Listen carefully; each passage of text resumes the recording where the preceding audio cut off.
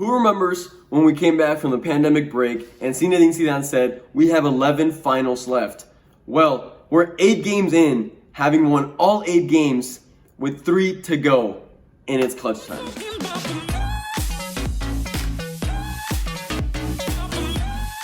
Welcome back to El Merengue Culé. I hope you're having a great day. And like I said, we are at the very end of La Liga. There's 3 games left for Real Madrid. Barcelona only has 2 games left. And let me tell you what needs to happen for Real Madrid to win this title. There are 9 points at stake here, and they only need to get 5 more of those to win the trophy. Meaning a win and 2 ties or 2 wins will seal the job. Here's where it gets tricky. Real Madrid cannot fall into the mindset of hoping Barcelona is going to tie or lose a game, because both of the last 2 games are against teams that are at the bottom of the table, meaning they're probably not going to lose any of these games. Meanwhile, Real Madrid is going to have to deal with some nerves. They have 2 tough games left, especially not this coming one, but the one against Villarreal. Like we said, they're a very attacking team. But with that being said, Villarreal is not who we're playing tomorrow. We are playing against Granada. So let's talk about them. Granada is currently positioned 10th place in La Liga. In the last 5 games, they've only lost 1 of them. Then they have 2 wins and 2 ties.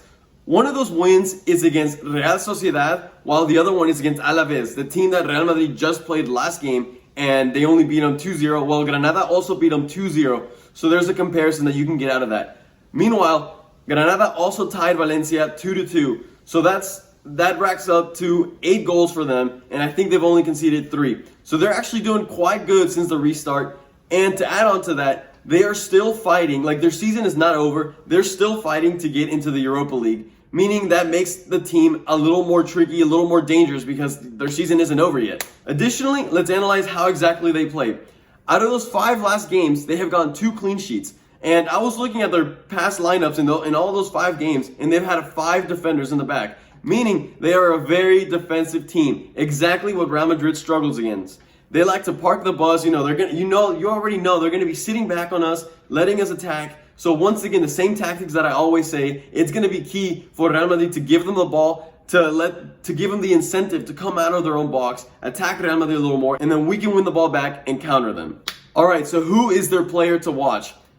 Up top, they have their striker, Roberto Soldado. And now, for those of you that don't know him, he used to play for Real Madrid, for Valencia. He even went to England and played for Tottenham Spurs, and then came back and played for Villarreal, and now he's at Granada. He's 35 years old, so yeah, he is definitely not the youngest of strikers, but he's a clinical one. His stats this season, he has 6 goals and 4 assists. Now, I agree, those are actually not very good stats, and if you're a striker, you should probably be scoring more, but like I said, keep in mind, he's 35 years old, and I'm pretty sure he was injured for part of the beginning of the season. On top of that, in the past 4 games, he's scored 3 goals. So that just goes to show how this break that we had during the whole pandemic was huge for him, and coming back well rested and ready to go. Meanwhile, for Real Madrid, I am putting right here the squad list that has been called up by Zinedine Zidane for this game. The news are that Ramos and Carvajal are both back, so our starting defense will be back together once again. They're back from suspension.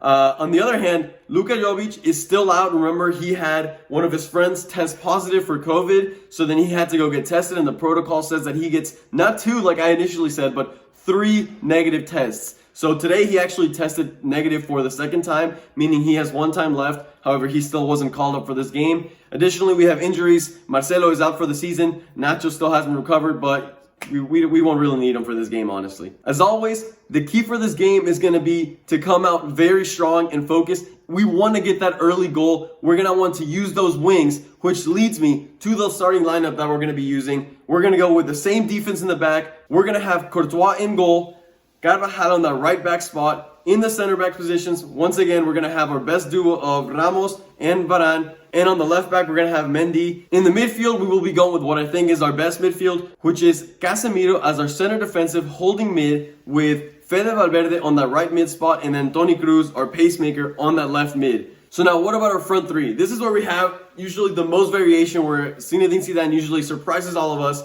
But I think we will be seeing actually very predictable front 3 this time, with Eden Hazard on the left wing spot, Karim Benzema at striker, and then on the right wing, we're going to be seeing Rodrigo. Now, Rodrigo is exactly who's going to be our man to watch. He's been having amazing past 2 games, really bringing flair creativity to our game, which is exactly what I've been saying that Real Madrid has been lacking. Like I said, they get up there and everyone is so stale.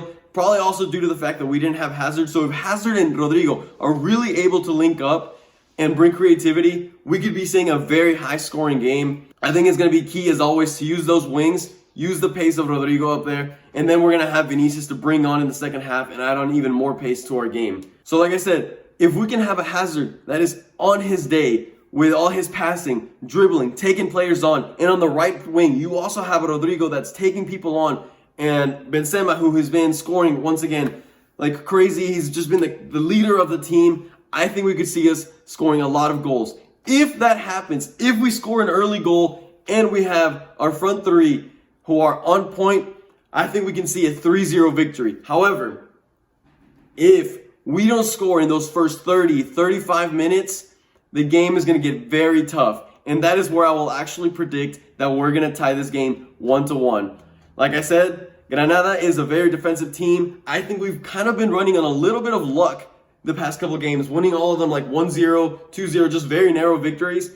And I think this is the game that we're going to drop points. I mean, we knew it was coming, and I mean, it's bound to happen. So yes, I think this is going to be the game where we actually drop points and La Liga is going to get very close. Finally, I want to end this video giving a quick shout out. In the last game, we actually had someone correctly predict what the score was going to be, and I totally missed it. So shout out to Olivia Alvarado, who correctly guessed that Real Madrid was going to beat Alaves 2-0. So congrats to you. And with that being said, I want you guys to once again let me know down in the comments what you think your score prediction is going to be to get a shout out in that post analysis video. As always, if you made it this far in the video, please make sure you hit that like button down below, subscribe, and hit the notification bell if you haven't, to stay up to date with all the latest analysis here at El Merengue Culé. I hope you guys have a great day. I will see you next video, and well, I don't have a Real Madrid jersey, but ¡A la Madrid!